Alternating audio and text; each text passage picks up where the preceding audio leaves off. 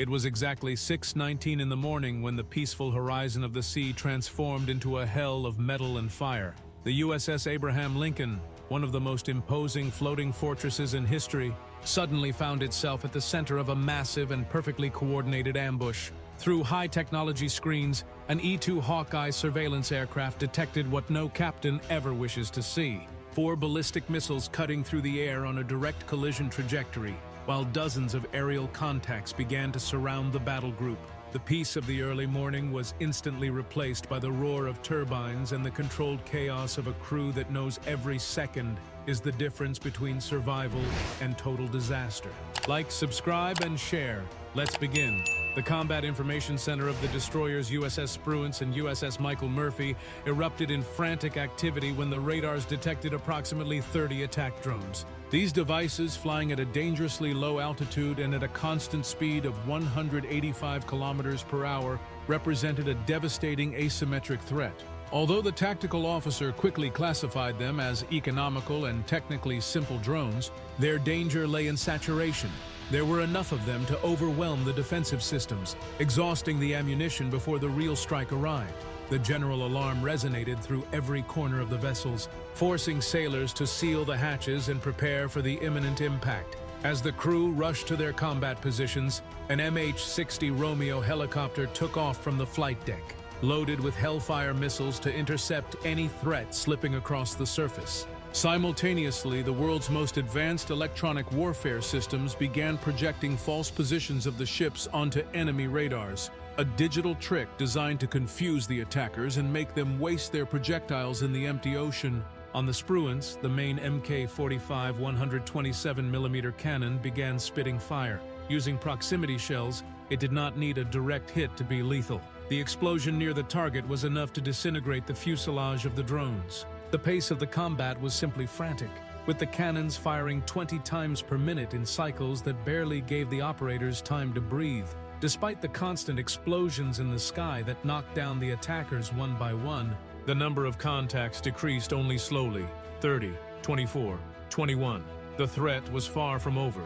145 kilometers to the east, the USS Michael Murphy replicated the procedure, using its .50 caliber machine guns to eliminate targets that the main cannon could not reach due to its firing angle. Meanwhile, at 7,600 meters of altitude, the Hawkeye updated the tracking of the ballistic warheads that were already beginning their deadly descent. There were barely 15 minutes left before the ballistic missiles would impact the USS Abraham Lincoln. The tracking report was distributed to the entire fleet, but the destroyers were too busy fighting for their own lives. The Spruance had managed to reduce contacts to 18 when an even more dangerous complication arose. The watch officer detected multiple surface contacts moving at 74 kilometers per hour. They were fast attack boats of the Iranian Islamic Revolutionary Guard, some of them adapted as suicide boats loaded with enough explosives to pierce the steel hull of a modern destroyer. The situation became a tactical nightmare. Drones in the sky and explosive suicide craft at sea. To face this double threat, the captain ordered an extreme maneuver. The ship violently heeled to port while reaching its maximum speed to create a wall of turbulent water in its wake. This tactic did not seek to sink the small vessels, but to disorganize their coordinated formation. A dozen boats attacking together is an unmanageable threat, but attacking one by one they become easy targets. Breaking their formation forced the Iranian attackers to slow down and reorganize, granting the American crew the only resource they truly needed to survive: time. In the heat of battle, time is more valuable than gold. The Mk-38 stabilized cannon began marking targets even with the deck tilted 15 degrees from the maneuver. The tracer rounds lit up the sea until the first engine of an Iranian boat exploded in a ball of fire. At the same time, the Romeo helicopter used a Hellfire missile to neutralize a second vessel with surgical precision. While this was happening, the Murphy faced a similar dilemma with 8 fast attack boats approaching from the west. The tactical action officer had to make a life-or-death decision: give priority to the TNT-laden boats, leaving the machine guns to deal with the drones to the north. It was a risky bet in which all consequences were accepted. Like, subscribe, and share. In a matter of 3 minutes, the enemy boats were neutralized, but the respite was brief. The phalanx system, known as the White Dome, took autonomous control of the drones that managed to breach the outer perimeter. With a rate of 4,000 rounds per minute, this system eliminated anything flying at close range, as there was no time for human intervention. Just as the crews allowed their lungs to fill with air again, the electronic warfare operators shouted the word no one wanted to hear. Vampire! Anti-ship missiles had been detected. Iran had been concealing its true main weapon while the drones and boats served as a simple distraction. An Iranian coastal battery had spent 45 minutes in passive silence, collecting data without emitting a single radar signal to avoid detection. Like a professional poker player, they waited for the exact moment when the destroyer's ammunition was low, and their crews exhausted to launch 4 Nord-type missiles. These projectiles, Iranian versions of the lethal Chinese C-802, flew at just 5 meters above sea level, hiding from traditional radars behind the curvature of the water. The geometry of the attack was intentional, designed to strike from the northwest at the moment of greatest vulnerability. It was a perfect trap, or at least that is what the Iranian commanders believed. The Spruance immediately launched SM-2 missiles from its vertical cells. While the radar illuminators split their attention among the incoming projectiles, it was a frantic dance of electronic countermeasures and abrupt maneuvers. The ship heeled to starboard to reduce its radar signature, trying to appear a smaller target than it really was. On the Murphy, the situation was even more critical, with one of the defense missiles failing due to a momentary blind spot during a turn. However, they launched additional backup projectiles that managed to impact the Nor missiles at just 10 kilometers of distance. The destroyers had survived, but the real danger was still falling from space. What Iran did not know is that there was a third actor in this warlike theater, the USS Frankie Peterson Jr. This ballistic missile defense destroyer had remained in absolute silence throughout the entire combat, monitoring every movement without spending a single bullet. Its mission was specific: protect the Lincoln from the space warheads. Equipped with SM-3 missiles, this vessel is capable of performing exo-atmospheric interceptions, meaning it destroys targets outside the Earth's atmosphere. It is the technological equivalent of trying to hit a bullet with another bullet while both travel at 10 times the speed of sound. The Peterson launched 5 missiles that ascended toward the black void of space. 3 of the Iranian warheads were instantly disintegrated by the kinetic impact of the interceptors. The 4th warhead attempted a deception maneuver, splitting into 2 objects to confuse the system. But the artificial intelligence of the Aegis system identified the decoy in milliseconds, corrected the trajectory of the interceptor, and destroyed the real target before it could re-enter the atmosphere.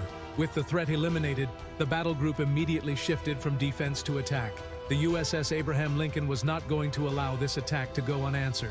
4 Super Hornet fighters and an electronic warfare growler took off from the deck to hunt down those responsible. The pilots flew at low altitude to avoid coastal detection until they were close enough to activate their thermal sensors. They located 4 mobile launchers attempting to hide in underground tunnels to avoid the counterattack. However, the retaliation would not be easy, as Iranian teams with portable anti-aircraft missiles were hidden on the hillsides. A missile was launched against the formation leader without warning. Thanks to an instinct honed over 1,000 hours of flight, the pilot performed a desperate defensive maneuver, releasing flares that deflected the enemy projectile toward the mountain. The attack continued despite the extreme risk. The formation leader saw how the launcher trucks were about to disappear under the armored doors of the tunnels. With fuel at critical levels and without waiting for his wingman, he entered an aggressive attack dive. Using 230-kilogram GPS-guided bombs, the pilot released his payload with devastating precision. The valley floor erupted in a series of secondary explosions that confirmed the total destruction of the fuel systems and the remaining missiles.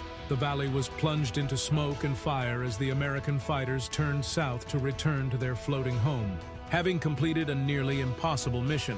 This confrontation left a clear lesson in the books of military history. Attacking a United States battle group is facing a living organism that breathes technology and discipline. Iran thought its saturation of cheap drones and boats would be enough to bring the world's most powerful fleet to its knees, but it only succeeded in activating a war machine that has no rival on the planet. The coordination between the destroyers, the Peterson's anti-missile shield, and the Lincoln's response capability demonstrated that, in the chess of modern geopolitics, A miscalculation can lead to the total destruction of your most valuable assets in a matter of minutes. American defense technology, from autonomous rapid-fire systems to space interceptors, has created a wall that seems impenetrable to regional powers. While the smoke dissipated along the coasts and the American vessels continued their patrols, the world watched in awe at the efficiency of a response that neutralized ballistic missiles, drones, suicide boats, and anti-ship missiles simultaneously. Iran's mistake was thinking the Lincoln was alone, forgetting that an aircraft carrier is the heart of an ecosystem specifically designed for the absolute domination of the seas. Tension in the Gulf persists, but the balance of power has been reaffirmed with fire and steel. At the end of the day, the Strait of Hormuz remains the hottest point on the planet, a place where the technology of tomorrow faces the asymmetric tactics of today. The USS Abraham Lincoln and its escort group remain as sentinels of a global order that depends on the constant flow of energy. This incident was not only a battle won by the United States, but a warning to any nation that attempts to challenge naval supremacy through deception and saturation. Iran's mistake was attacking, but its greatest failure was underestimating the response capacity of a crew that trains every day, so that such attacks are simply just another day at the office. Like, subscribe, and share. Until next time.